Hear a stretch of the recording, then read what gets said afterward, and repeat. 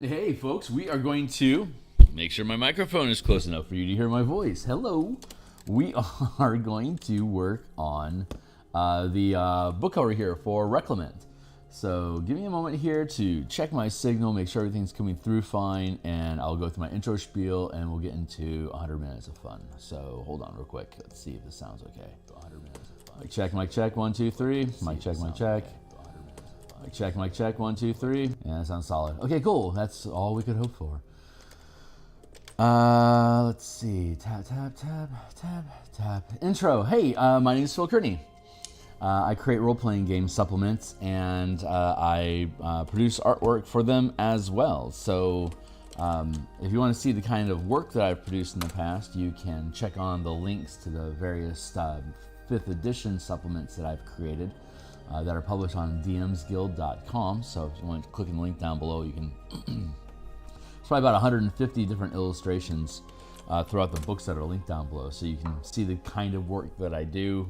You can compare it to the kind of work that we build here today. And this is the Reclaimant book cover created by Ukulele Bard. He was one of the creators I worked with for the Spelljammer's Adventure Combat and Exploration Conversion book that I stream in the mornings.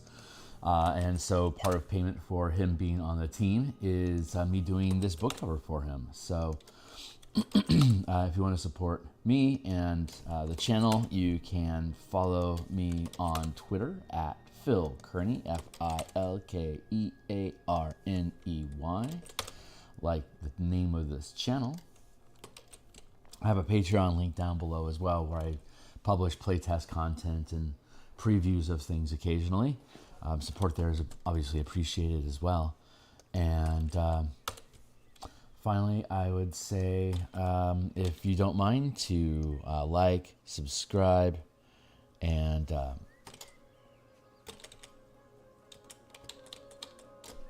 I am. Yeah.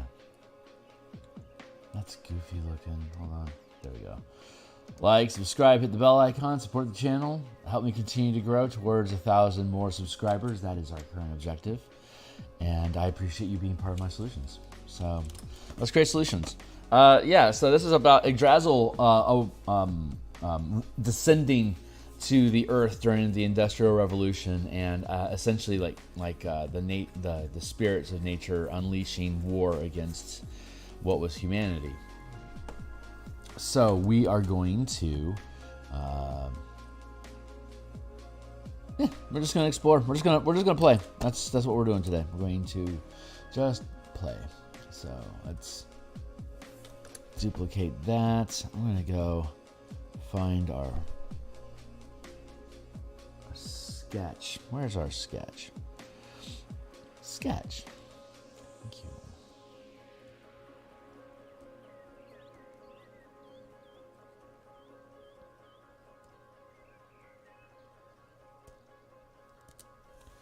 Let's duplicate that layer, pull out a sketch. Oh, I have a timer I have to set.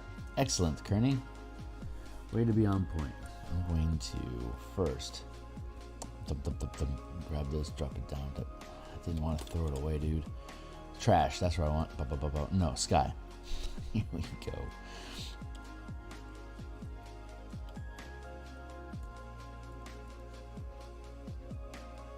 Good. So let's take these two things and merge them together right now. For the funsies. Where's that stray?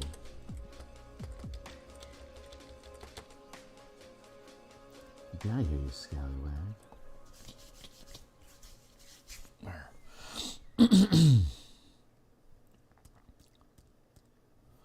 I'm going to bring that actually all back into frame. There. So we can look at it at a glance. Very good.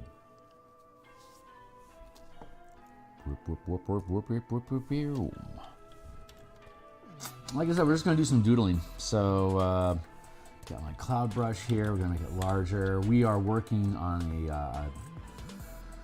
a 300 pixel resolution, which is print savvy. It's print worthy, sorry. 5.84 by 8.3, so that's a digest sized book that's being created. I'm just going to blend the tree into the rest of this cloudage here for now. I'm going to just futz around with the clouds for just a little bit, and then we're going to go play with the actual tree itself. But right now I just wanted to get rid of this line language, since we already have a gist of where this is going to be at, and we have it on a separate we have it on the sketch layer still anyway. We just copied this off the sketch layer, and I don't need sketch lines at this stage for me to create cloud, so they're just kind of throwing off the lighting. So I just want to kind of blend them and get rid of them.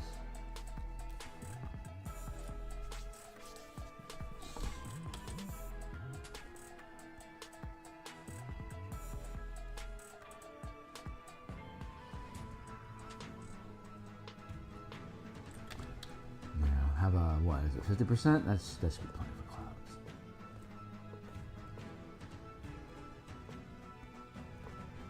God, I love drawing, I love painting clouds. This is so fun.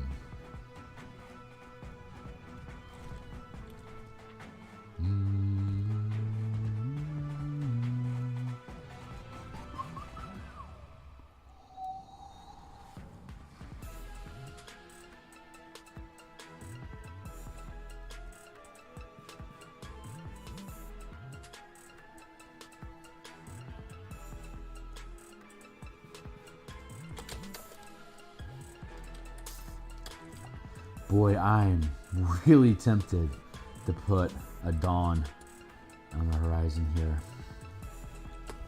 I think the Yggdrasil tree itself should be able to serve for that sort of a lighting purpose, but I like the symbolism.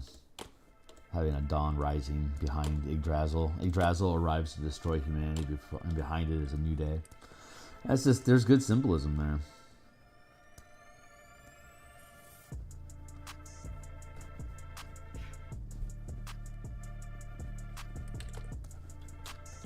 Dropping the strength here down to 30. The lower the strength, the less information is pulled from one pixel to another. So it when you smudge, it's a more hazy, foggy, less defined smudge, because there's less color information transferring over to the adjacent pixel space that you're smudging through, so you aren't taking as much paint from one area to another. I still didn't set my clock. I need to do that. Yeah, we got about 100 minutes. That's about accurate.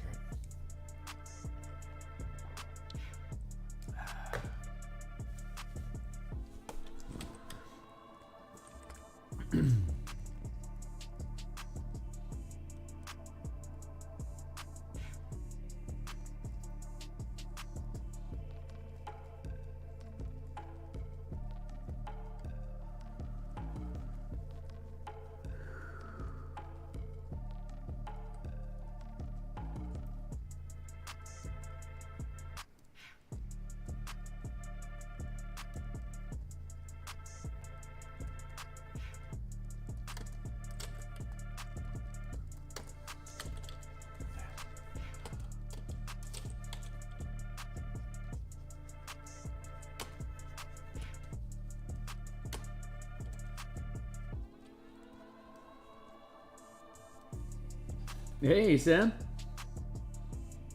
We doing the thing. This is the Reclaimant book cover. We're working on the sky right now. How you doing this morning?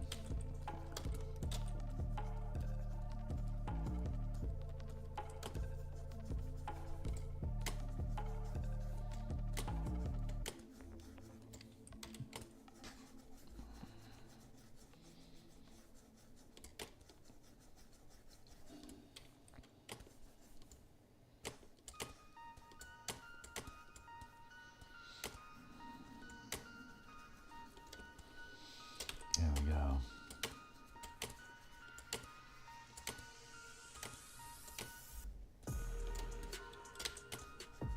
I should probably figure out how to do notifications and start doing them, since I have a pretty consistent morning schedule.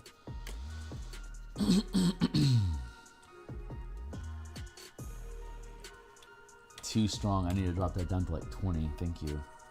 She's crack. Meow. Doing good. Working on prep for first official session of that random campaign I mentioned. The spinny wheel. Oh, right on, dude. That's cool.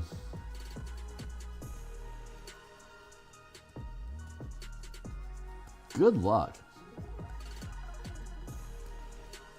How many folks do you have at the table with you?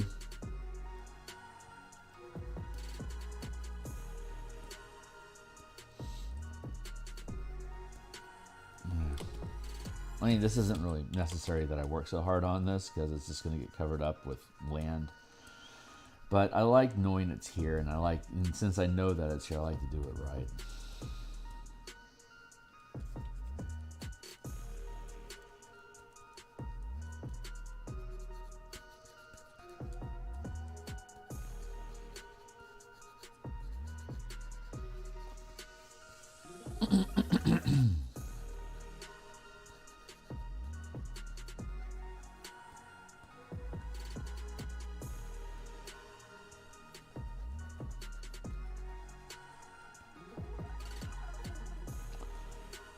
Come on, baby, smudge out. Thank you. Cool. Push that up to 70. So we can have really strong. 30 to 70 is the typical sweet spot where I sit inside of strength when I'm smudging clouds like this.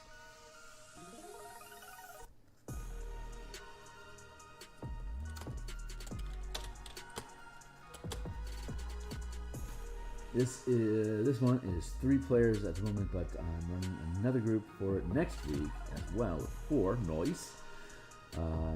Other various campaigns because I have no life to fill every day with something.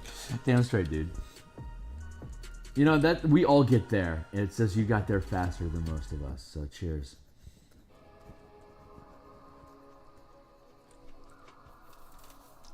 Me and my college friends all hope that we end up in the same old folks' home so we can just play D&D all day, every day, forever.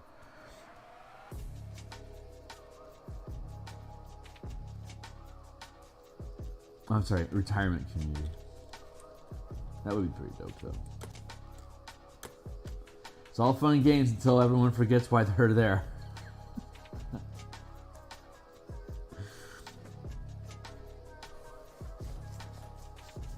Assisted living centers, the ultimate escape room. I've been running an average 6 campaigns at a time for like this. Whew, man, that's aggressive. Nice. Very, very nice.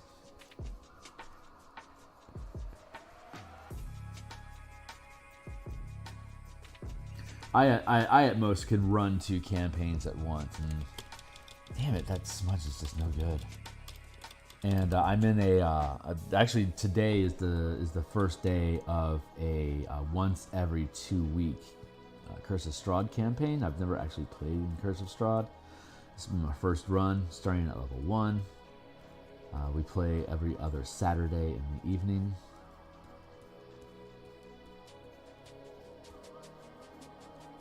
I'm going to start off with a sorcerer, but if it gets killed, then I'm probably just going to switch to recurring barbarian. If we don't have a dedicated tank on the team when I die, I'll just lock in as barbarian and just suicide myself as much as necessary and just keep rebuilding more barbarians. If all you are is a meaty guy with an axe and you're using point buy or a standard array or point buy, then you just play the same character every time you die. just file off the serial number and you know, put me on the front line. I'm ready to die again.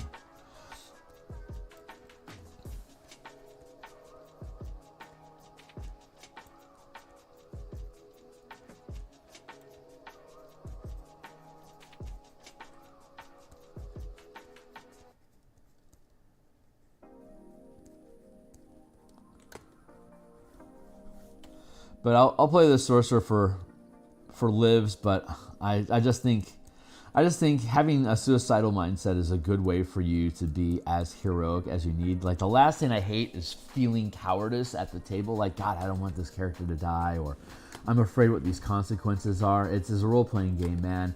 That is the time to be bold. Like, there literally is no real consequences to your actions in a role-playing game. All you have the opportunity to do is depict who you could be. And I attempt to be somebody who puts caution to the wind as much as I can. Just mostly to practice. What do you have behind a pile of dead bones? I could do this all day. Exactly. Fucking awesome. But yeah, the more disposable your character are, the more epic your games can be. It's just because it's Gonzo, you don't care. It's the problem with epic quest campaigns and save the world shit.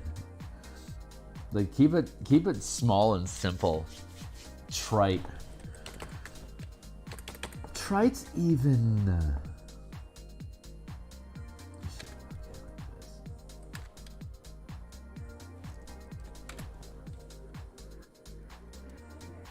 we go. Now we're getting into the wisp of it.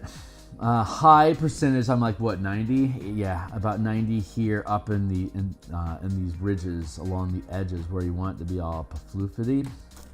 That's where you can afford to have a really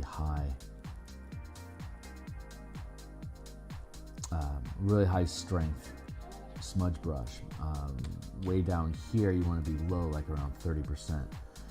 So you're going from a gentle fade of atmosphere underneath. And as you rise in elevation, it gets choppier, so you can up it to, now I'm at a 50% here midway through the cloud, just increasing the strength. And if this were a Bob Ross channel, it would be a very, very gentle tapping down here, very just smoothly blended in with your brush, just along the surface, and make sure you stay parallel to the water so it doesn't slide off the page. Slide right off the canvas. That's how you would express that. But as you move away from the lower atmosphere into the actual clouds, that's when you increase the strength so that you can have more shape and character to the top of the fluffage. It's not a Bob Ross term.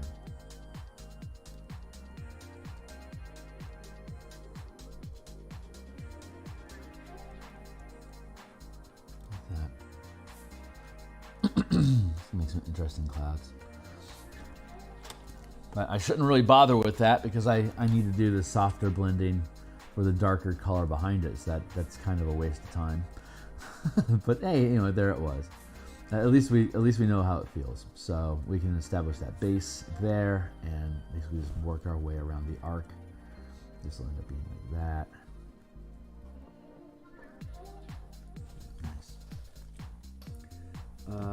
Played with a system a while back that leaned way into player characters being disposable, has Suicide Squad vibes, step out of line, die.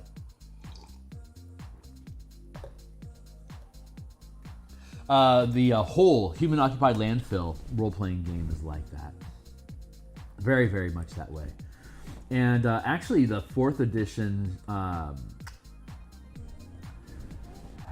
Gamma World, yes, the 4th edition Gamma World was very disposable as well. The character progression was like the only real significant character decision that you would make was are you a plant animal? And if you're an animal, what kind? Like a humanoid, like plant animal or humanoid, basically. And then you got a couple different special abilities depending on which of those 3 decisions that you made. From there, it's just random shit. Like you get a random mutation power every time you roll a 1, and every time you roll another 1, it gets replaced with a new one. But then you get to I think it's every other level you get a new permanent mutation. And if you don't have mutations, instead it's a magic item and a skill. And and then magic items are all one use also. So whenever you win a fight and you loot the enemy, it would just have a random number of one-use magic items. Like this guy's got 3 grenades and a shrink ray, you know, and like, and you look at then they're all cards. So it was a cards. All the stuff in the game were on cards. So there wasn't like a book of mutations. It was just the basic rules of how to play the game, and as fourth edition, basically a very fourth edition light game.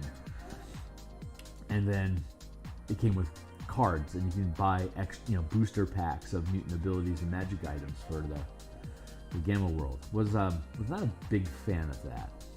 It was a booster pack. It was a random abilities. I don't like that in role playing games. So it doesn't surprise me if it didn't do well. It was fun as hell. It's just it's a shitty way to set up your business model for a role playing game. If it was a competitive card game where collectors and stuff, it's like no one's doing collector packs for Gamma World 4th edition magic items. It isn't. There's no intrinsic value there. So that was kind of a miss on Wizards' part.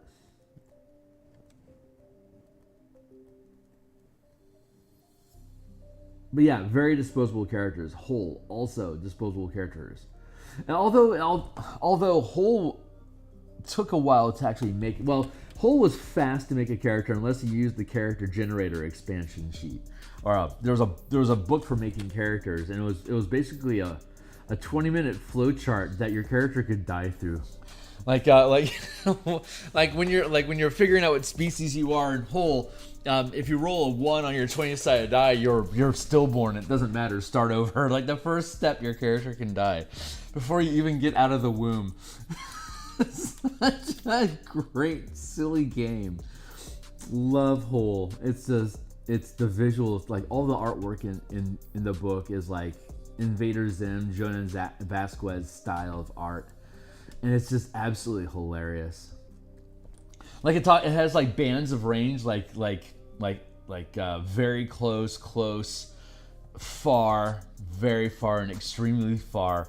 And it had a picture for each distance, and like extremely close was just like the picture of somebody's eye. And then you pan back, and it was his head, but he was upside down, so you could see his whole face, but he was hanging upside down, like to the chest. And then you pan back again, and he's hanging from a rope upside down. For near and then far, you can see that he's just dangling from a rope in the sky, and then extremely far, it shows an airplane that's dragging him. So he's hanging by a lasso off the back of a plane, hanging upside down, and he's just got this look of terror on his face. It's like, but the whole book is like that. All of the art is just ridiculous. And just gonzo scenario depicting the different rules mechanics. Whole is worth picking up for the entertainment value of reading the book. Playing it is kind of worthless. It's like it's a really shitty break. I think it's like a 2d6 system, but it's super bare bones. It's more of a joke than a role playing game. But it's so funny. It's so worth. Anyway, ramble on. Zombie Squad. Oh, okay. I've heard of Zombie Squad. Character creation and backstory. Hey, Hornetico, it's good to see you, guy.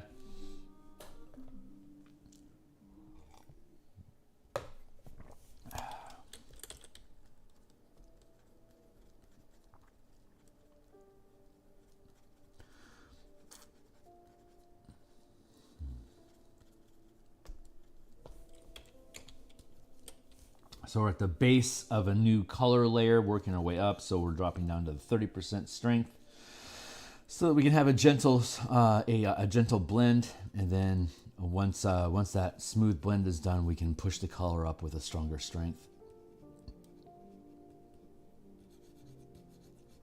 Soft, and then it escalates as you move through the stack, or as you move through the cloud towards the top of the formation. Just gonna blend in the rest of that pen work. I merged the sketch art with the sky. It's because I didn't want to delete it, but I wanted to eat it, like absorb its energy into the painting.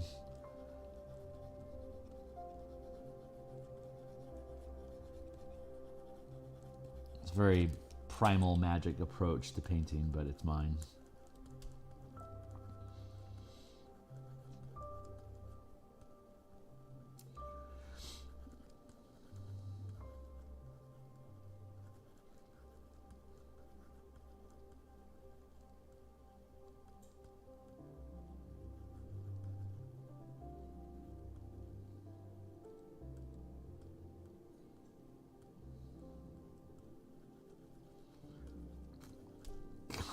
how that feels.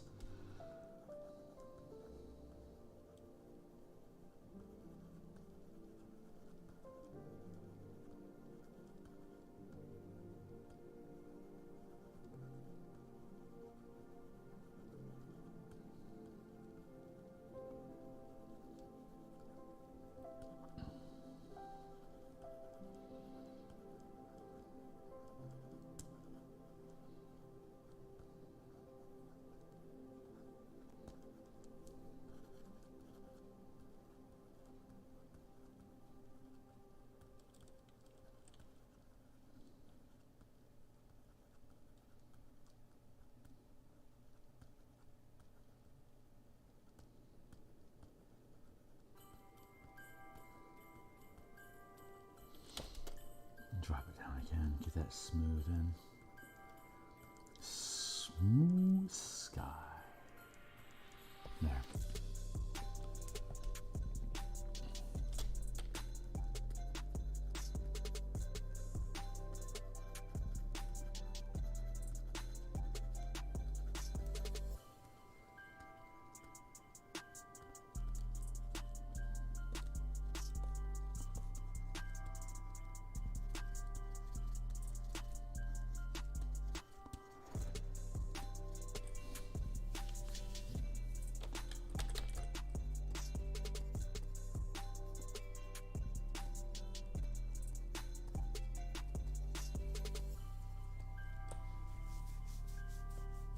I like the color transitions, or the, well, I don't know what the colors are, frankly, but I like the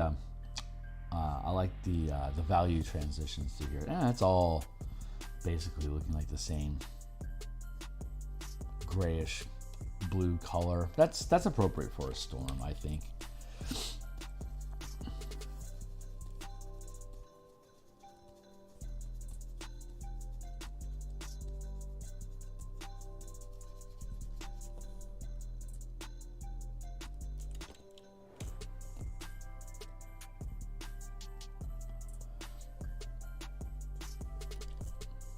Yeah, once we flesh all this out, get the fluffs going, that'll look pretty good.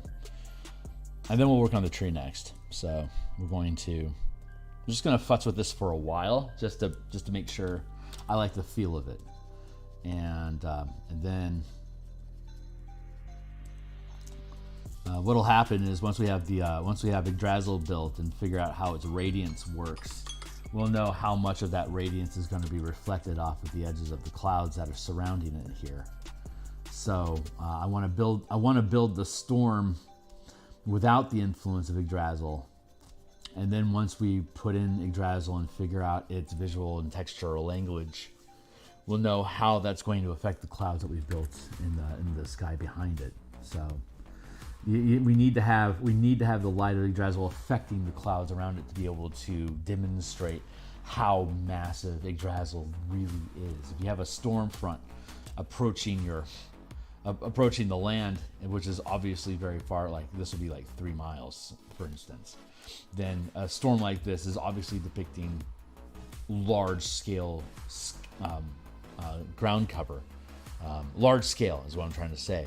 So if we then drop Yggdrasil into it, and it's affecting the stuff that's 3 miles away, but it's affecting the lighting on the clouds up in here, then you know the visual cues there with the effect of the perspective that we're instilling into the piece is going to establish just how massive the tree is. Plus, object recognition of being able to recognize these as copses of trees in the foreground, that also establishes the scale of this is also a discernible tree that's positioned in the background, yet is larger than the copse of trees in the foreground.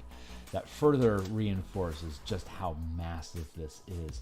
I also happen to like how the way that I have Yggdrasil depicted right here, as though this was the top of the storm, and like there's nothing but radiance that's like rolling over the top of the storm like this. Like these are branches that we kind of sketched in here, and we'll have to build good language for that. But the general gist of this is like as though the storm were mountains, and this was the radiant sky above it, which I think has super cool symbolism attached to it as well. So I want to keep that idea in mind as we continue processing this tree here, because I think those two elements play together really in a really interesting way.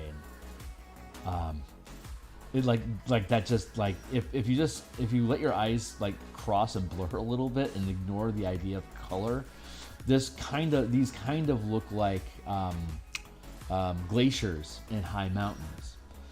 And so we could potentially lean into the radiance coming off of Yggdrasil in that sort of with that sort of implication in there. So while we're doing the shadow work here between the branches that are lit, we can be looking at it as though they were clumps of ice that were frosting the top of the sky, as it were.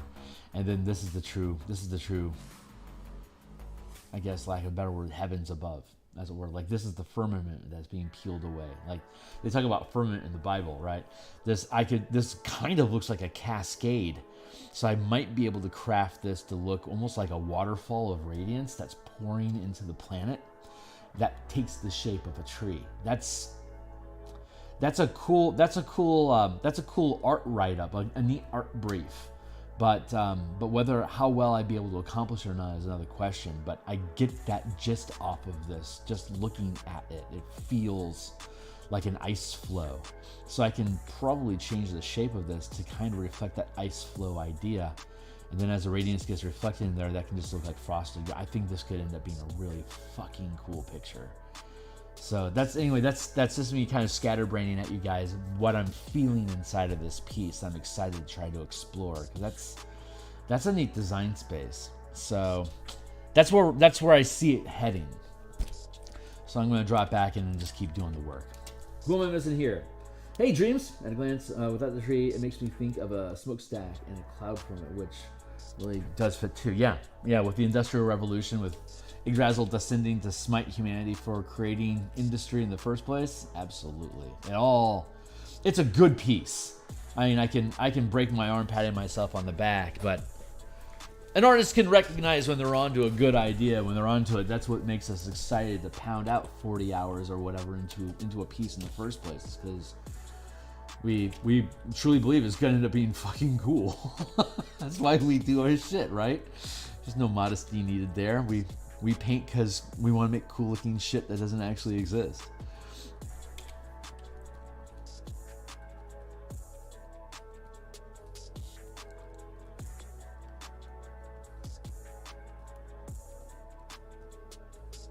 So I'm just gonna, you know what I'm gonna do is I'm gonna hit the save button. And then I'm gonna duplicate this. And then I'm going to, darker skies ahead. I'm gonna make that one invisible for now. I'll keep just working on this one.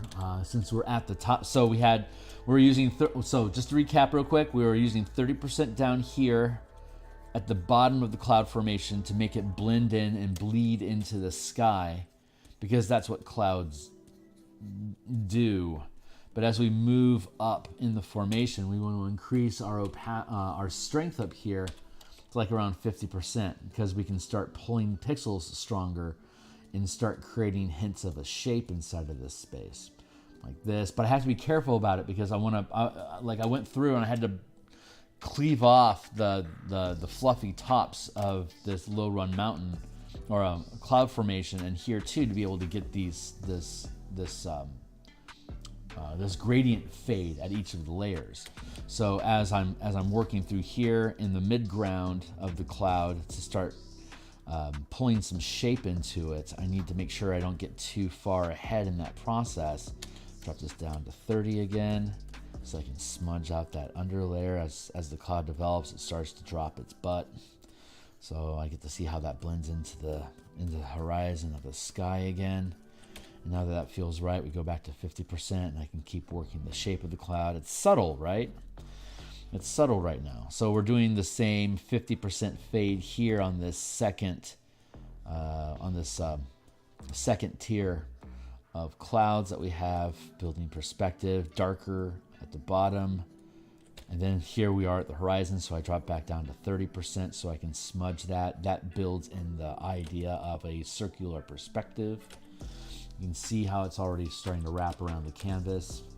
So that is, that's just 1 point perspective working for us, and that perspective is hidden somewhere behind, where like around here, just off of the sway of Yggdrasil's hip, which is the perfect place to have a center point for your perspective if you're going to have one, like roughly here-ish is my vanishing point.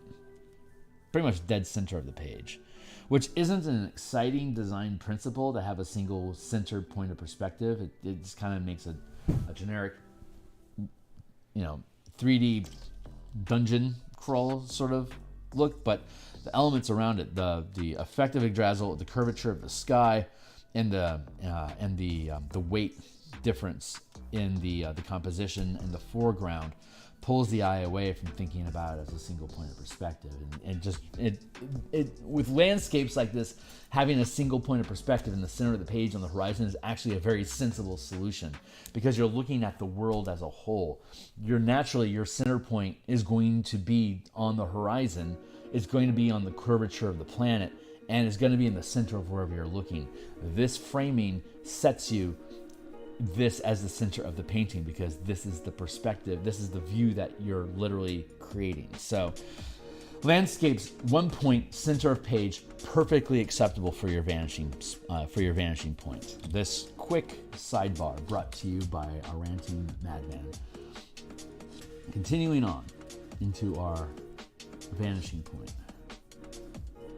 Like I said, I've done over 100 Bob Ross paintings as paint-alongs in the digital format to figure out the tools that I can use, the stipple, drag, replica sort of effect that he has with his foliage, the proper tools to be able to create the same type of icy, snowy mountaintops that he is pretty famous for with his snow-topped mountains, and the fluffiness of his clouds. Those are all different effects, tools, and techniques that can be used inside of Photoshop or other digital programs to be able to reproduce Bob Ross paintings in a digital format.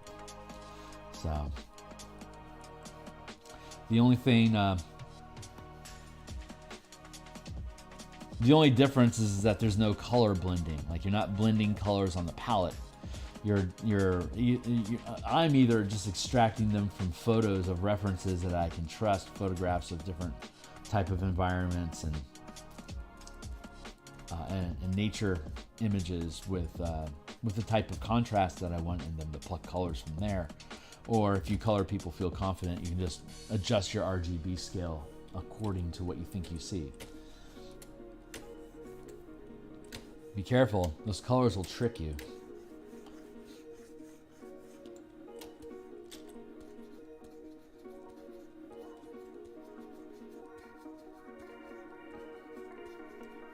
Even if you do see color, pulling a reference image is a good idea, just so you can check yourself.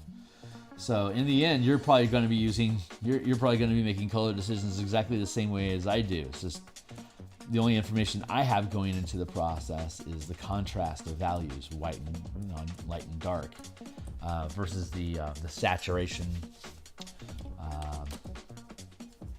You have the advantage of sensing the saturation, and of course the aesthetic, just the intuitive attraction of what colors are chosen for complements, contrasts.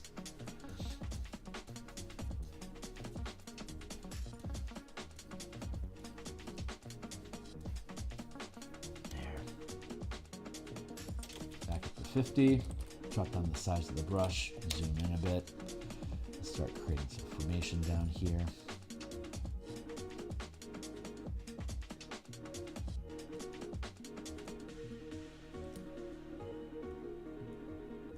And see, I'm just doing these. You can see it here. I'm doing these little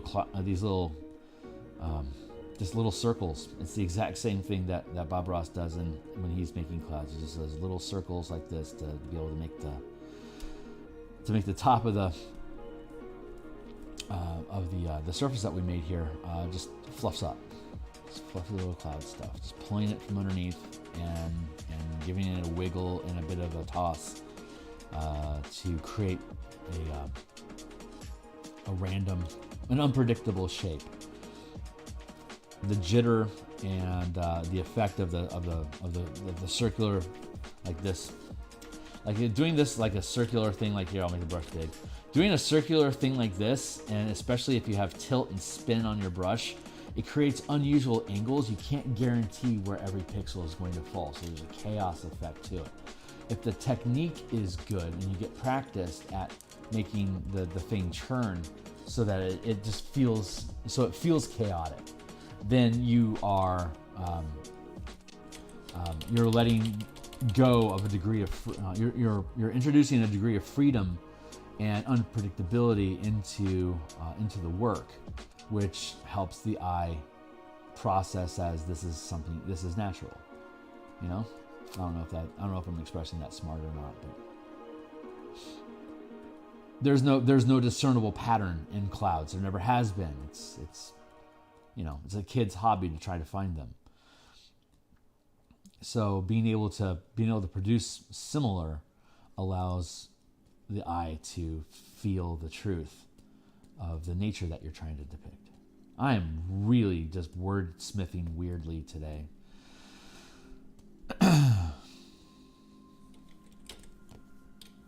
So we build this form like this, but again, once we drop Yggdrasil in here with its radiance, these clouds are going to be overlaid with something like this, right? And then we'll end up smudging that in as part of the highlight effect. So there's not actually a huge critical step happening right now. I just need to make sure that they're interesting, that they themselves are interesting, regardless of what radiance we end up adding to it, because we don't know at this stage how that's going to work specifically. So we're building the physics of the environment, and then we're affecting that with the light effect, the physics of the light effect that'll be coming off of the tree. Just using basic rules of light.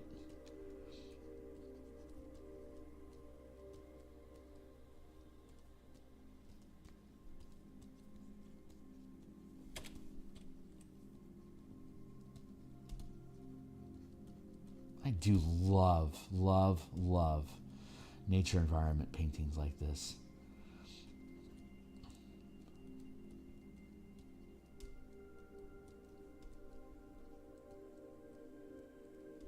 There.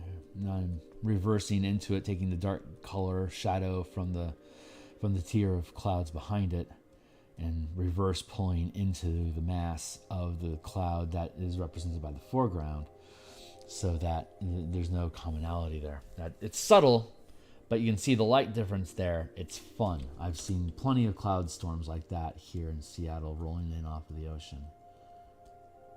I love how many lakes there are here right next to the ocean. It's so cool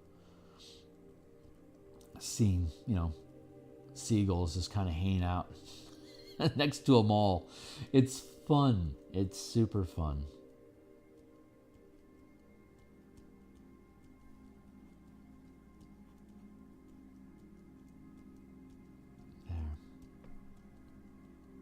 That feels really good. I like that. I could work one area forever just messing around with it, but at some point it's just a breath of an idea right now. So I don't want to hard commit to anything too much. Again, that lighting effect that we're going to get off the tree is going to continue to help shape a lot of what we have going on here. You can only work a cloud so much before the cloud starts to feel worked. You know, there has to be a choppiness. Like there has to be a choppiness and a difference in pixels. Some are a little stronger, like a more defined edge than others in another area. It's that difference that kind of makes cumulonimbus clouds feel real. They have that cotton candy fluff effect, which is a similar blend of hard edge versus soft blend.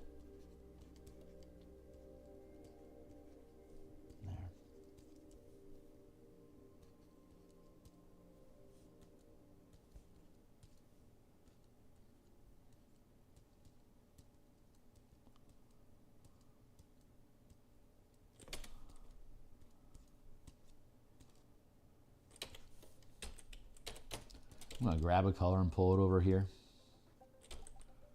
Mess with those highlights a little bit. Just drop it in and smudge it in.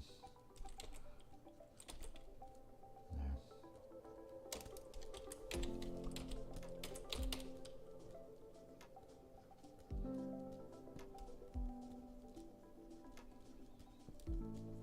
once you have a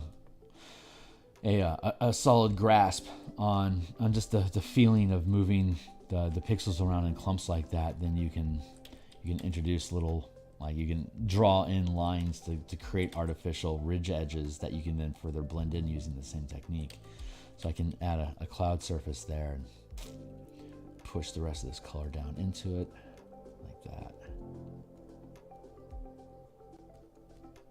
It still reads good. Sometimes it feels a little too spiky, so I'll come back through and I'll just smudge some color into it and drop the size, just blend in a little bit and let it trail off like that. Oh, says the coffee pot.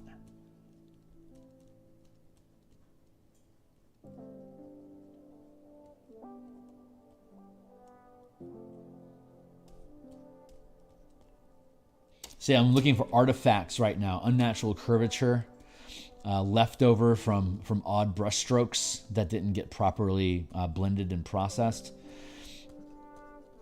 But this is, if you hang out with me in the mornings when I'm doing Spelljammer character and creature tokens, it's that same process of building a rough sketch to get a form, and then refining that form to get the figure, and then refining the figure into clean line art, and then dropping all the scrap, and then putting in flat colors into the line art, and then building highlights and shadows inside of the line art, and then merging the line art to the color as just one layer, and then blending the highlights, the borders created by the line art, blending those in the shadow, and then disintegrating them for the highlights. So this kind of has that same gradation process of higher and higher refinement. When we started this, it's already like, it's rough chop, right? And that's not horrible looking all by itself at all.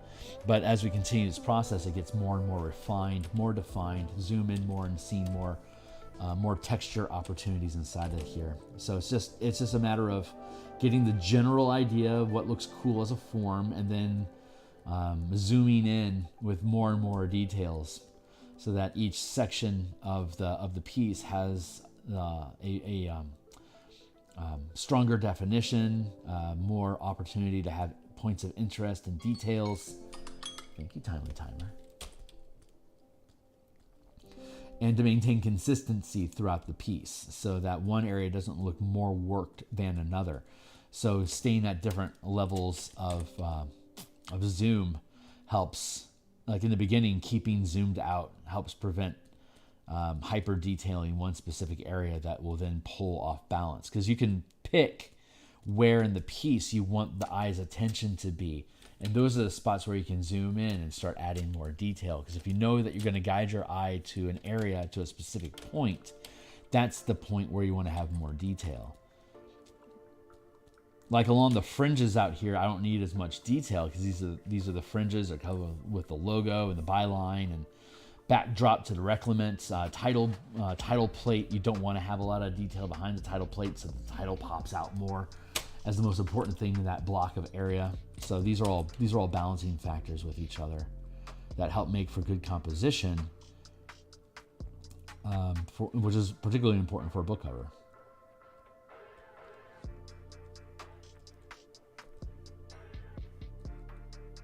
See, this is a level of detail I don't need to be concerning myself with right now, but I wanted to prove the point. Like, this is a very small area, but I'm using the same techniques just to break up these larger, like this block doesn't look okay anymore at this level of resolution, so I have to come in, I have to poke at it.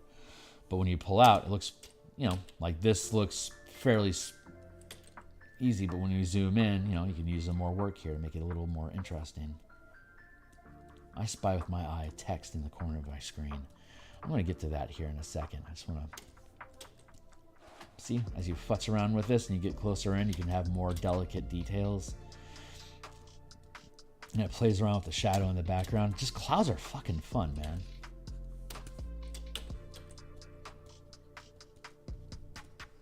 But these details aren't actually important. Again, we're going to hit it with the radiance and see what is actually going to pop out as highlights. But this is all what you call form shading, where the intrinsic curvature of the object is notated by how the lighting hits each of the surfaces in the structure.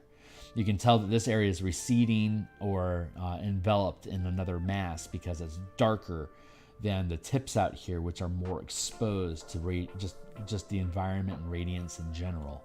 That's why it starts off light at the top and it fades to something darker at the bottom, and that's just a consistent mechanic of clouds. You see, this area is starting to get worked pretty nicely, and this area is still super raw.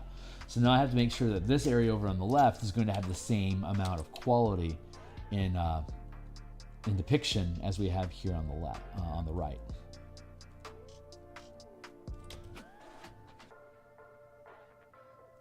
Anyway, there's text.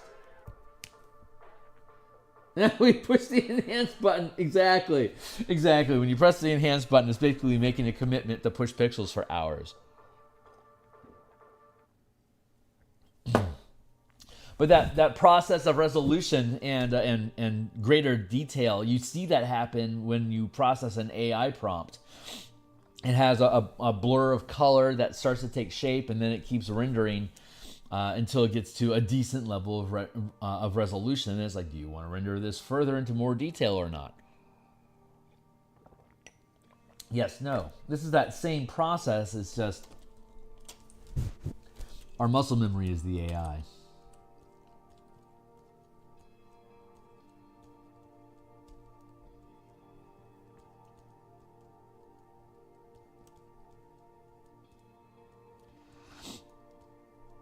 I actually mean that very literally. The AI is processing, is making selections about pixel placement in the page based on voting, positive or negative voting. If I put too many pixels in this area, it consistently gets a no vote. So I shouldn't put this color of pixel there, and that might be like the orientation of a character's eye in a portrait painting that it's rendering. It doesn't necessarily know that. It might eventually. But currently it doesn't. It just knows that if I place pixels in this pattern in this area, I get more no votes than if I put them over here, it gets more yes votes. And your muscle memory is the same way. The more I duplicate this motion and get a positive result from what happens as a result of the pixels pushed using this motion, the more skilled I get at that motion to be able to create results just like this. Like, this is part of my cloud language, building out this curvature of light here into the shadow. That's something that you'll see recurring over and over and over again during this process, because every time I make that motion and I look at it and I don't regret that, or I just outright enjoy it, that is a positive vote for my own feedback loop of assessing my skill set. This was a positive result. Like that carve that I just did there, and then just circled over it. That was a positive result. I liked how that looked. So now my muscle memory is logging more data that I can cut into and then blur out again motions like that into structures that I've built. Except that I'm capable of much more context than the AI can at this point. But it's the exact same process of, if I push pixels here, is that a yes or a no? Repeat. We do that ourselves, but we have to be able to observe in ourselves that we're making those affirmative decisions. And those affirmative decisions create the patterns. It also works with behavior.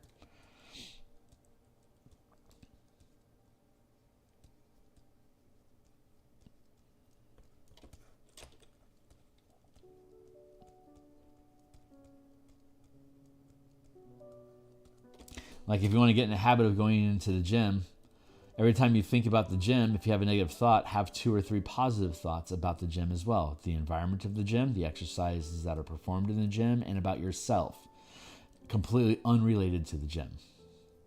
So that you start incorporating your love of yourself into the activities of exercising that leads to you feeling proud of yourself for performing a task that feeds into the larger narrative of how you love yourself, completely unrelated to that activity. So that you trick your brain into thinking, oh, this is just an aspect of me respecting myself, as opposed to I'm doing this to get a result that I want about myself. That's actually a subtle judgment. Because every time you have a feedback loop that doesn't match the image you have of yourself, then it's actually a vote no. This task didn't help me reach this image that I have of myself. Because you can't see that progress with exercise. It's too slow. Exercising every day has results over time, very verifiable, but your body can't see the results immediately. So it's working on an immediate feedback loop of what do I see right now, what do I feel right now, and how is that related to the task that I did. If you exercise and you think of yourself as like the perfect body that you seek, and if you relate that body to the exercising that you do, you're asking your body, does this task make me look like this? And the answer is no. This task did not make me look like that. But if you link it instead to like feeling proud of yourself, like I'm a really good cook.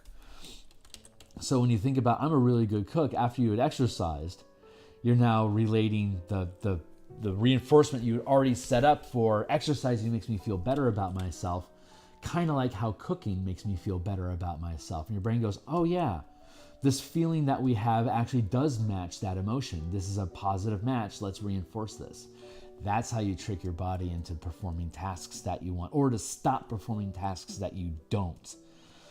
That you just continuously readjust what you're giving attention to and what you are praising, and how you are linking the praise to not results, but to opinions.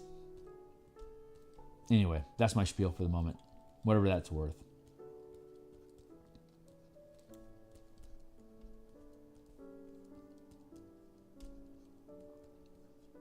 But it's that sort of logic loop trickery that artists have to kind of find their way into, because I'm going to be slamming pixels here for hours and hours, and there are micro moments where gestures and movements bring satisfaction of a job well done, but there's also the larger scope of that was an insignificant movement in a larger context of hours of work to go.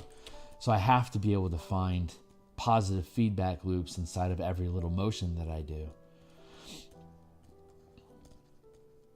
So I have managed to trick myself into not looking so much at the process, but at the time that it takes to perform the process. And the positive feedback loop I have there is the more time I can spend not thinking about what I'm doing, it actually helps me feel younger, and time moves differently.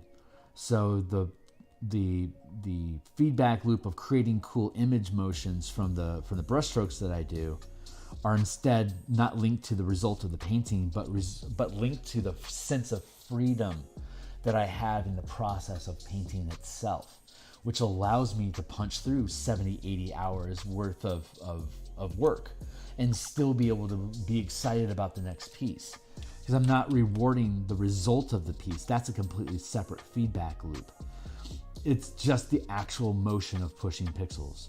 Like when I was doing the trees, the tree branches on stream the other day, and at the beginning of the stream I had mentioned how fatiguing branches are with and had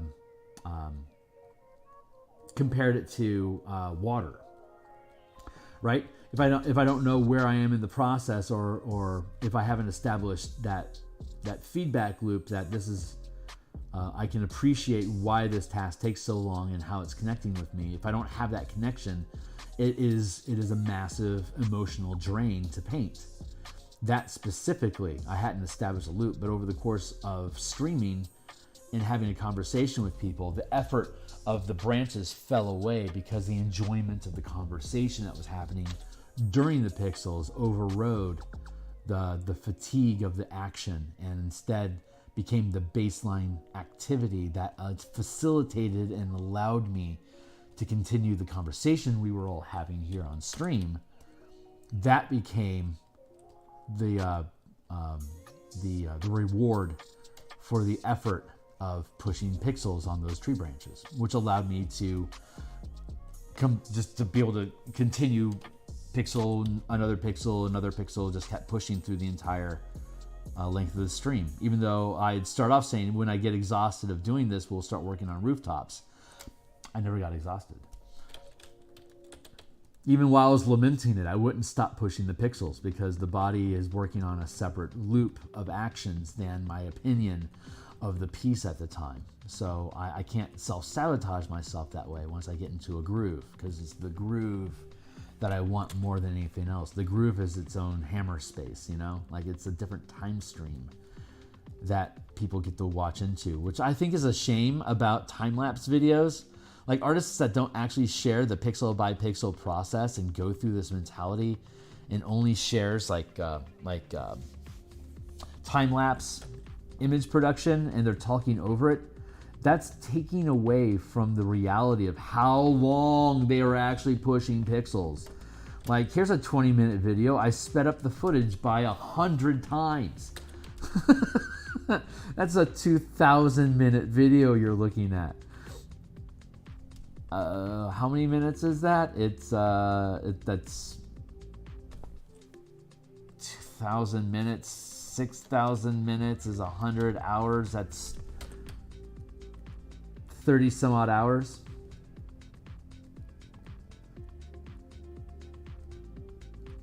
But a professional painting, 30 hours, reasonable workload there. I'm going to drop my opacity. I'm going to drop my strength down here to 40 since I'm moving away from the top area into the mid ground. I have to change my opacity so that I don't create.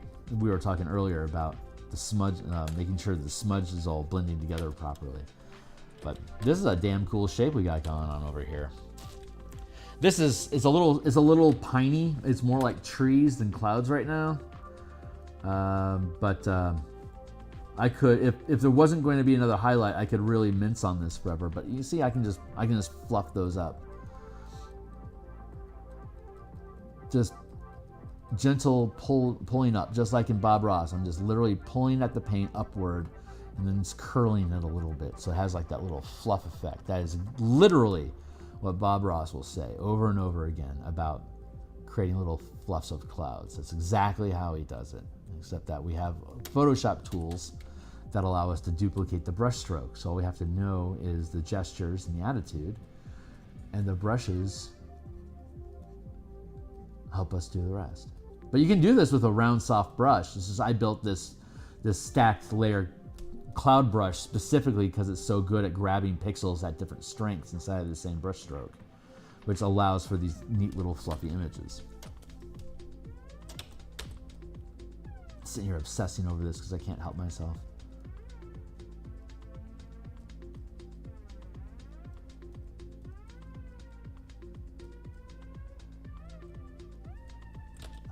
I love that. Not bad for a storm. Let's drop in our Yggdrasil. See, that's really good framing there. That's a really good place for that to be. It's complementary to the shape in general. Nice. So I'm gonna move over to the left side. Work that area too. More text. More text. More text. More text. 33. Thank you. A very worthy end result, even if you are not fully happy with the piece you made. That thing from a blank page. Yeah, that's it. It's a creative process. Not all paintings are going to be epic, but as your skill improves, what you consider to be good enough looks really fucking good to people that aren't as good as you. That's the really interesting thing about art. Like, your art is like golf or bowling, in that you might be in a competition to see who gets the best score, or the most gigs, or gets paid the best, or gets to work for the company, or the least amount of holes to get the least amount of balls hit to get from the first to 18th hole, or number of strikes during your bowling game. Like, these are all, there's a competitive edge about who gets the highest score, who gets paid the most, who gets to work for Wizards, whatever. But then there's the understanding the process itself, getting good enough as an artist that, like, I might not have the connections, I might not have accomplished might not have gotten the gig, but I understand how the image that's like on that Magic the Gathering card art, like for instance, like I aspired to do MTG art for a while. And so comparing my skill set to what I'm seeing on card art is obviously the benchmark for, am I ever going to get hired to do MTG art? If I can't produce the results that I see on the cards already, the answer is going to be no. And if I don't understand, like if I look at a painting and there's any aspect of that painting and I go, I don't know how they produce that results, I'm not ready yet. So you can look at another artist, and you're not really competing against them. You're competing for gigs, potentially, or audience space, or attention even. But you're not actually competing against them. So it's really fun that as you look at other artists, it becomes less and less envy, jealousy, aspiration, and it's more of just understanding like how they, like you admire their work. And by admire, it means like you don't, it's not even like not astonished or astounded, or like these are all things that denote I don't understand. This is beyond my comprehension. This is amazing. Like I don't know how you produce that result. That's the kind of conversation I used to have about artists when I was 13 and 14. But at this point, if I look at an effect, it's like I think I understand how they produce that result. And most of the time, it's just a matter of getting close enough in resolution so that you can break down the thing that you're looking at. And it's like, oh, I do understand that. I understand that blending motion. I understand that brush technique. I understand that pattern that they're building, and I know how to replicate it. Then it's a matter of, do I have the attention to detail and the patience of meticulous work to be able to produce the result that I believe I understand how, like you can understand how it's made, and not have the patience or the precision to actually do it yourself. So then it's like, well, you know, can I reproduce that, like that skirt of chainmail, for instance? Do I know how those chains are being rendered? And do I have the patience to render them in a similar technique? At that point, if the answer is yes, then I am as good as Wayne Reynolds at creating chainmail, for instance. As like a super specific example. But that's the thing. Like if you admire, like I admire the contrast, the crispness of Clyde Caldwell's artwork. It's so saturated and clearly defined that he doesn't have a lot of blur effect or pixelation. Not pixelation, that's not the right word. What is the right word?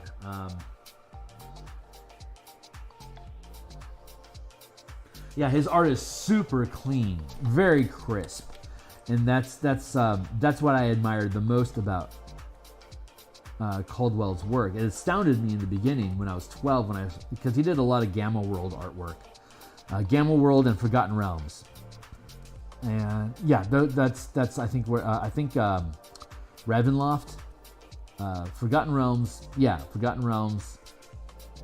Ravenloft, and Gamma World, I think, is where most of his work, and he did book cover, like novel covers and stuff too. He was a professional artist.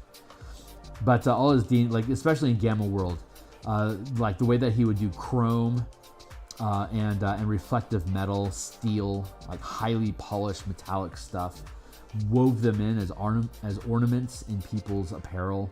Like the way that he had a mastery of that material was astounding to me. And at this point, I understand how he produced chrome effects in armor and stuff. So now I admire his work. But I also know that if I spend enough time and attention, I can reproduce those effects. Then it becomes a matter of how quickly can I reproduce those effects. There's these two rungs that you're working in most creative art, like sculpting and painting in particular, which is developing the technique to produce the results that you want, and then how can you refine those techniques so that you can produce them more quickly, so that you can have the end result at a faster pace, or you can dive into a deeper level of depth in the same amount of time as you used to before. Like the level of quality I can produce in a character in a character portrait is better and faster than I used to be able to do. Like, give me 15 hours on a character portrait. Jesus fuck, I have a hard time spending more than, say, 5 hours on any particular character at this point, regardless of the level of resolution of resolution, because I have to restart this.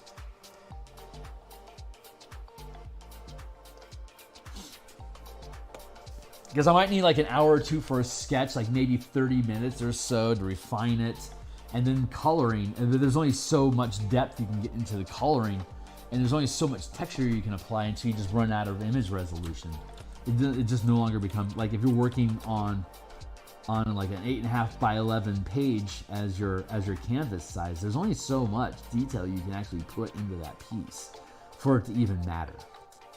You can double the size to like an 11 by 17 and operate at a 300 resolution, but when the piece is done, you hand it off to them. Like a lot of that depth of detail is literally just doesn't get seen at the printed point. Like if you're gonna print it out as 8.5 by 11, and you're doing 600 DPI, basically like doing a 24 inch by 24 inch illustration, like a lot of that detail is just going to flat out get lost.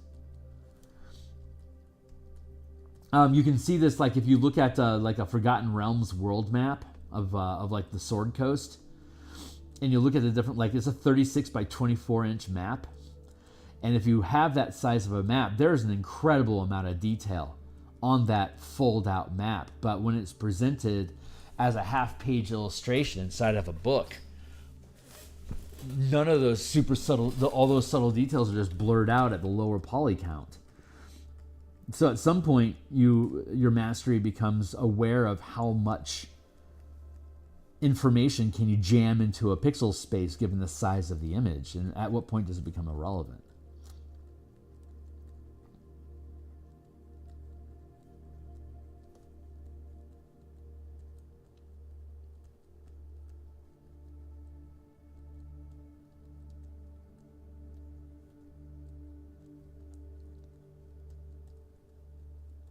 Anyway, I'm rambling. Don't mind me. Yeah, that feels pretty good.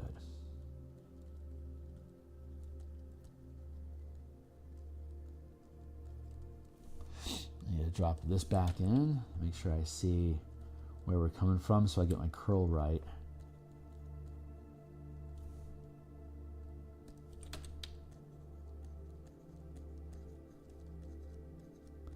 Since this is roughly where the vanishing point is in the picture, I'm attempting right now to very specifically change the angles of curve. So like right here, it's literally flat face on. And blur this all in.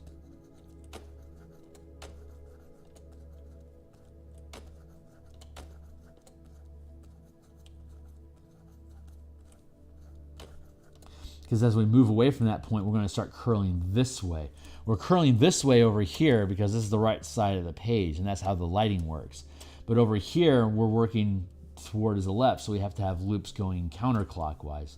But this is the center point, and there is no motion at the center point because it's either left or right, but there's a center. And that center is not being concealed by the illustration. It's actually one of the major points of the illustration is right next to that point. So right here is where I'm trying to kill out any kind of motion, which is perfect because it's right next to this really neat sway of the tree. So I want to try to keep that sway in there when we come back through. These are just little subtle details that I pay attention to because it feeds into the perspective of the piece. Since this is our vanishing point, we need to have everything cueing off of that as being the center. So we have to have a consistent logical structure about how the line work is complementing that vanishing point.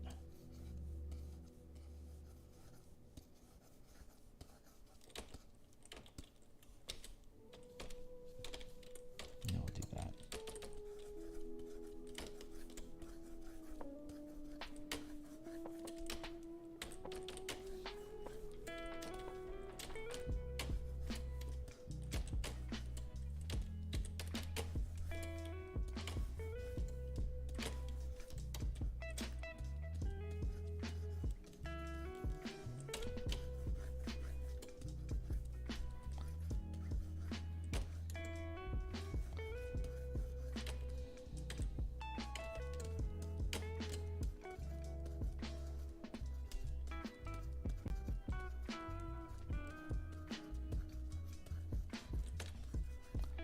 think I'm already down to like 20%. Yeah, it's going really low. Where are we at on time? Okay. Still have a half hour.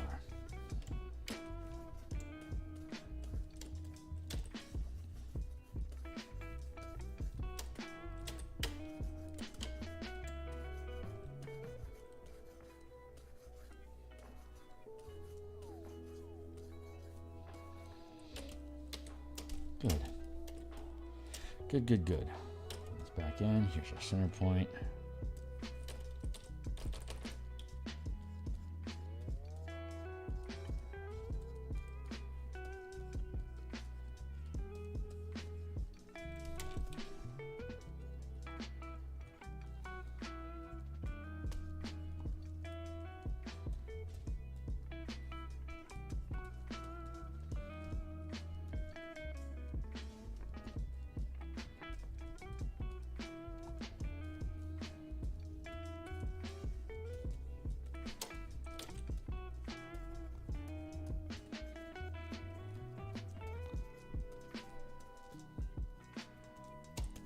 It's that same roughening process. We're at a 60%. It should be about 50% of strength right now. As we're moving into the larger area, I'm starting to create some shapes inside of here. Same thing as we did on the other side, just like 15, 20 minutes ago.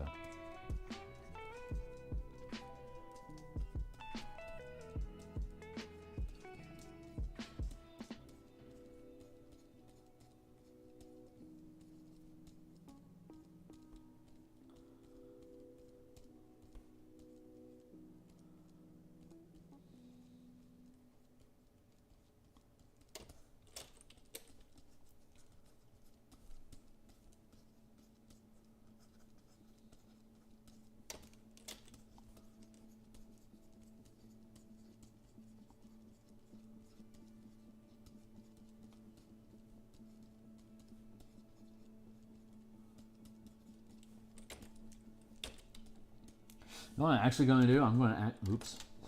I'm going to flip the image.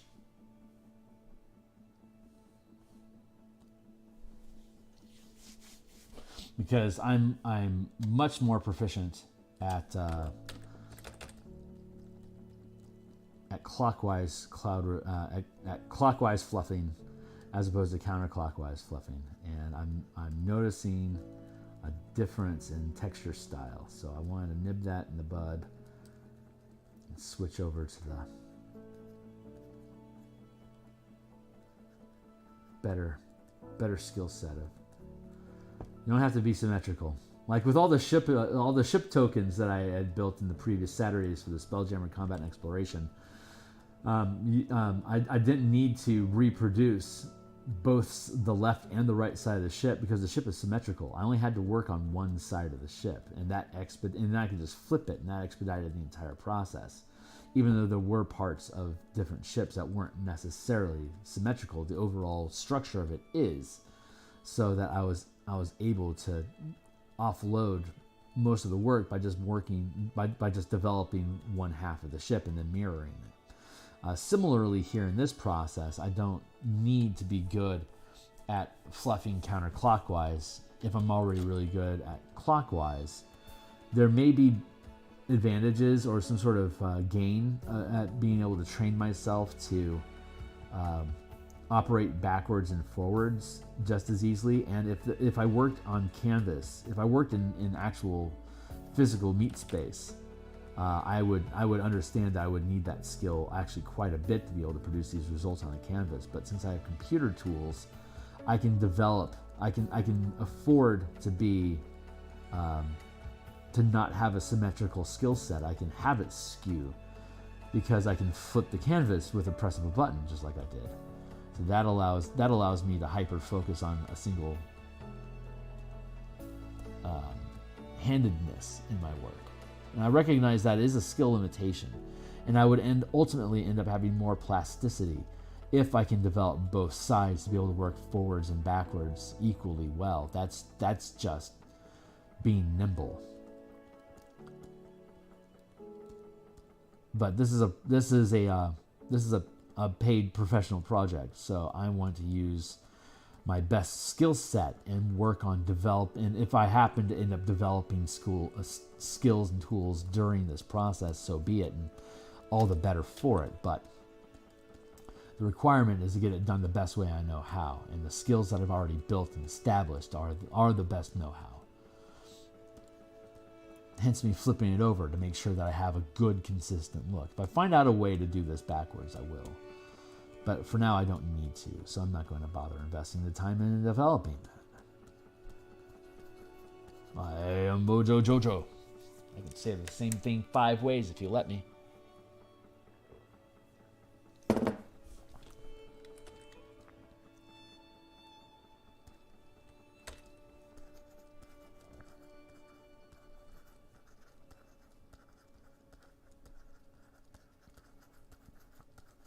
We're here in the middle of the cloud. I dropped it down to 40%. Again, just staying consistent in the way that we build these things on each side, so they have a common language, so they look like they belong to the same painting.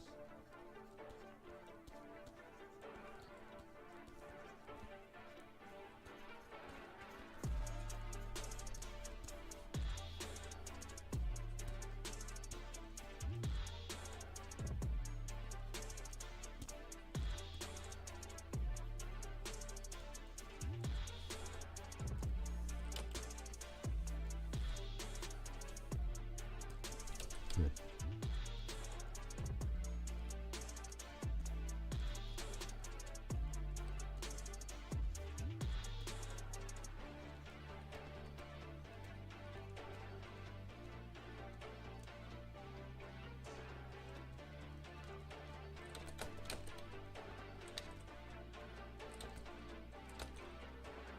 Bon.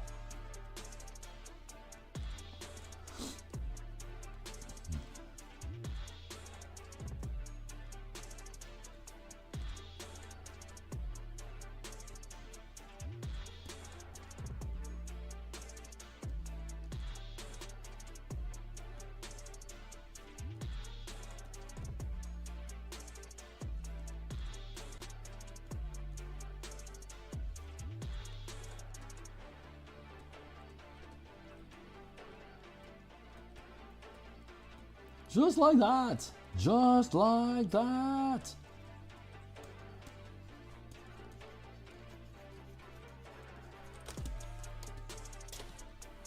That's too uniform running all the way down like that, so I need to break this up.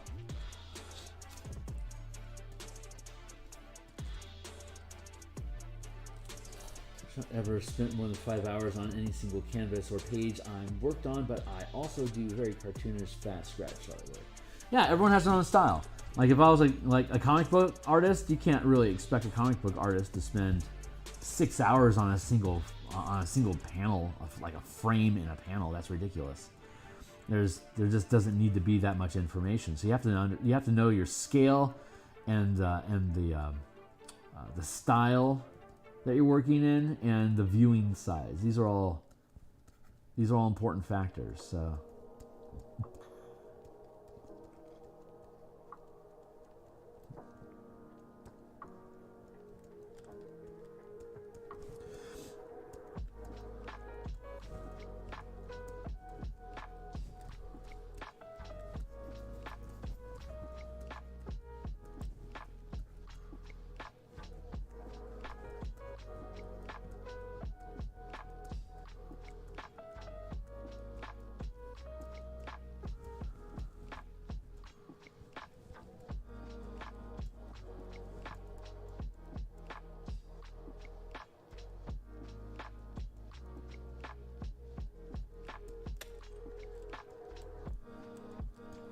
Feel that just feels really cool.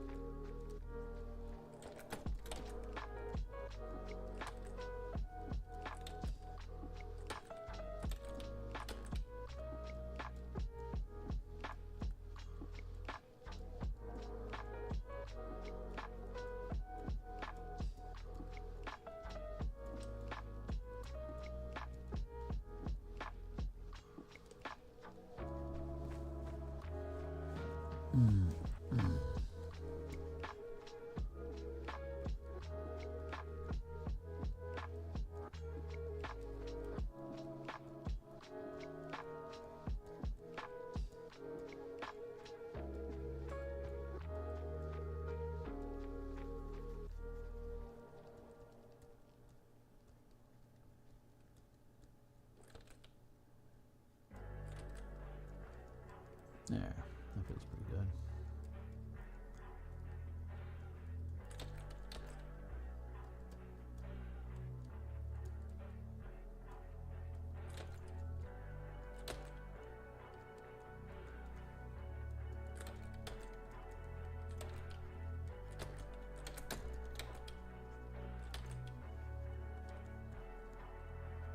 This space is gonna like this patch along here is gonna get really interesting once the radiance is integrated into it.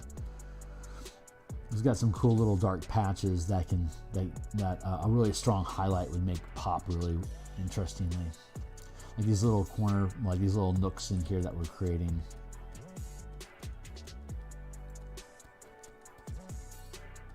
That helps create surfaces, close surfaces that the light will be able to bounce off of. That'll be really fun.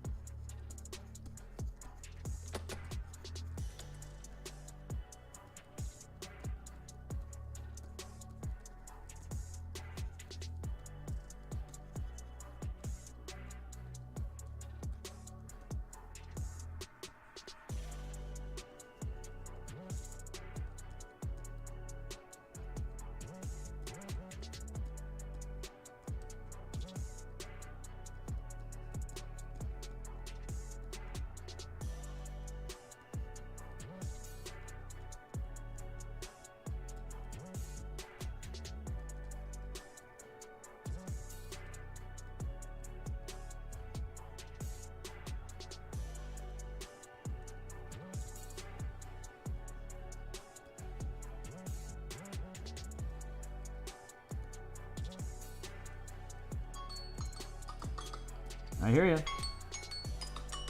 Thank you. Where are we at? 47. All right. This is my last 15 some odd minutes for the day. We'll see how we land.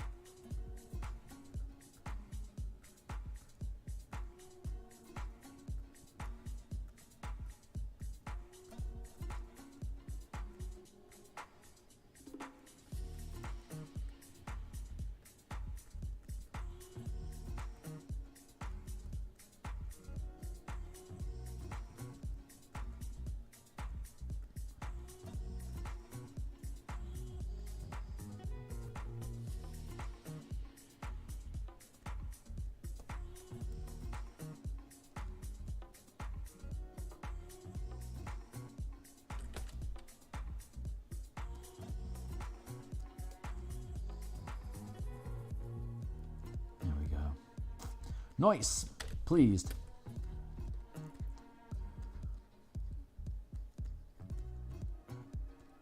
Continue working our way out.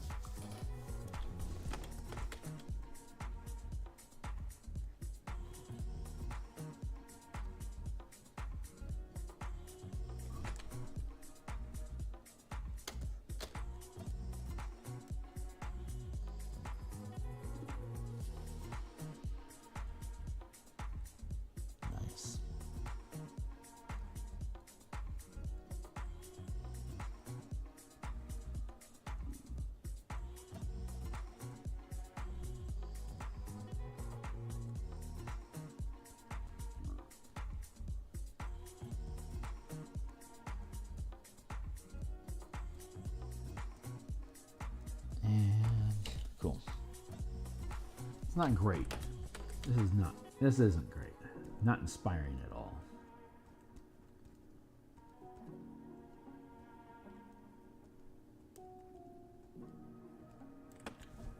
Yeah, it was a little more interesting.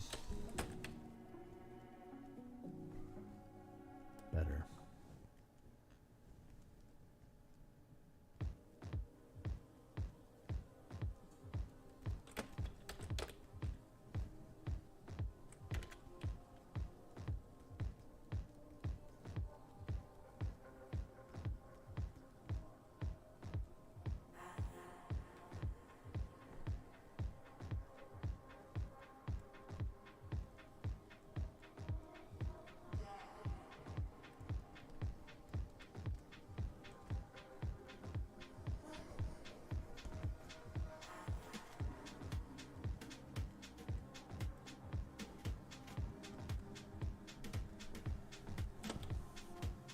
More interesting. Okay, good. New. Back here. Putting this stuff in.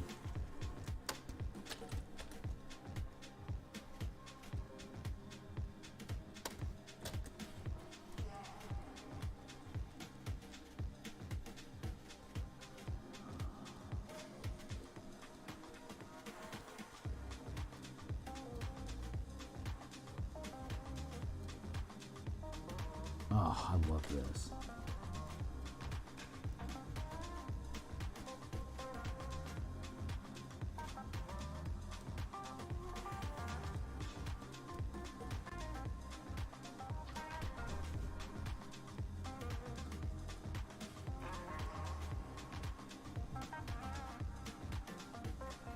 Nice. Oh, I like that a lot.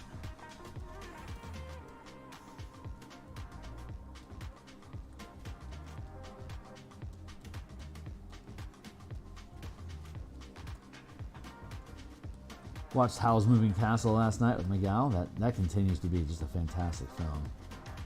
I dig Studio Ghibli. They do good stuff.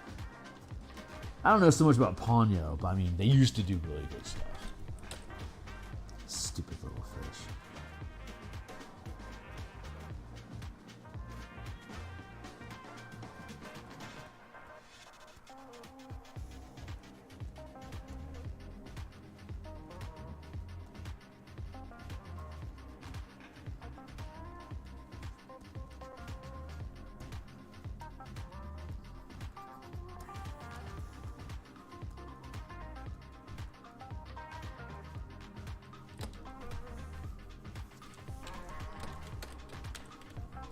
Nice. See, we're making progress here.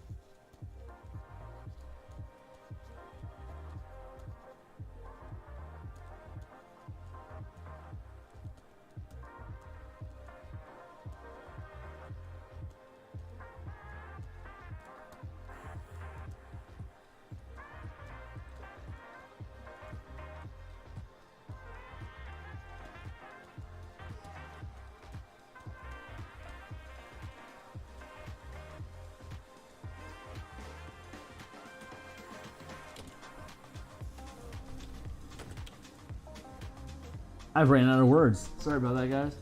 Good thing we're almost done.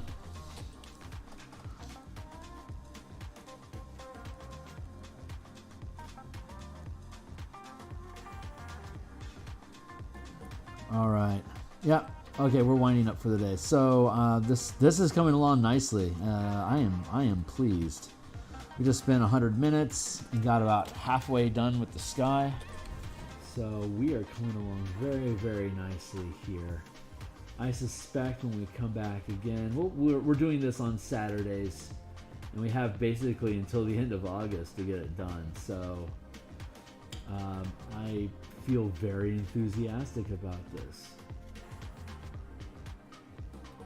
But so right on, guy. So we are, yeah. So this is coming along nice. I like the layering that we have going on here. This, I just like this change in highlighting here. I'm gonna flip this back.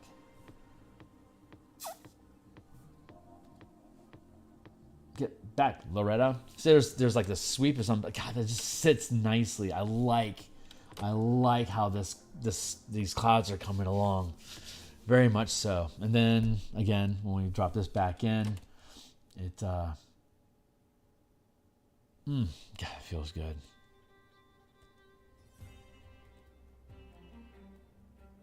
It's a shame all this subtlety here is going to get lost, but that's landscapes, man. Sometimes the coolest things that you produce, you don't get to see at all.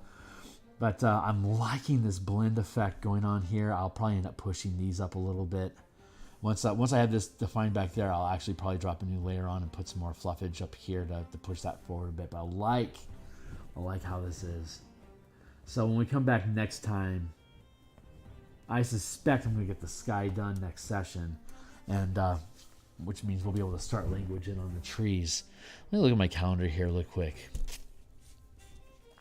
So I'll be done for this is the last streaming I'll do for the weekend. I'll be back on Monday in the morning, continuing Zaraxis NPC and creature token art. And I'll also be back in the evening on Monday to continue the Eberron village cartography. On Tuesday, I'll be back in the morning doing Spelljammer. And then at lunchtime for an hour or so, I'll be doing the Martial Powers project, converting subclasses into the Martial Powers paradigm. And then Wednesday, we have morning stream. Thursday, we have our morning Spelljammer stream, and then in the evening, we'll have Spelljammer cartography again. Friday morning stream. Saturday, we'll be back here doing Reclaimant cover art again. I have Monday the 19th off, so that is a free day for me. So I have the evening to do Eberron, I have the morning to do Spelljammer art, and then I have like an 8-hour block of time to do whatever the fuck I want. And I don't know what that's going to be. Might be some Reclaimant art, probably some Spelljammer stuff. It's probably how I'll spend most of the day, and then we'll do Eberron in the evening. Tuesday, I have the day. Tuesday is a normal day, which is artwork in the morning, and then martial powers at lunch. Wednesday, I have off. So I'll be able to do a shitload of Spelljammer stuff on Wednesday. Thursday, I am out of town. So actually, I should be here in the morning on Thursday, but I'll be out of town in the evening, and I shan't return until Monday. And then I'll be back on stream on Tuesday, I believe. Yeah, I'll be back on stream and have breakfast and lunch, Spelljammer morning, Martial Powers lunch. But I have a good block of time inside of here on Monday and Wednesday that I'll have free for me to do a lot of art.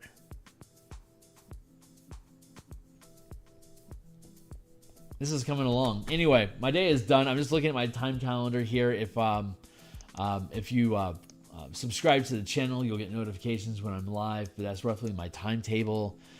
You can also follow me on Twitter. I always post when I'm going live on Twitter, so you can get notification that way at Phil Kearney. Follow me. You can check out some of my books I have linked down below. If you want to give me, if you want to support me on Patreon, there's a link down there. You're certainly welcome to do so. I occasionally, very rarely, post playtest content and updates on stuff. We'll probably start doing stock art out of the Patreon eventually. But man, I'm excited about this piece. I like how it's coming along. I think it's going to end up being really kick-ass when it's done. So anyway, okay, so that's it. Day for today. And I will see you guys on Monday. So thanks a lot for being here. Cheers.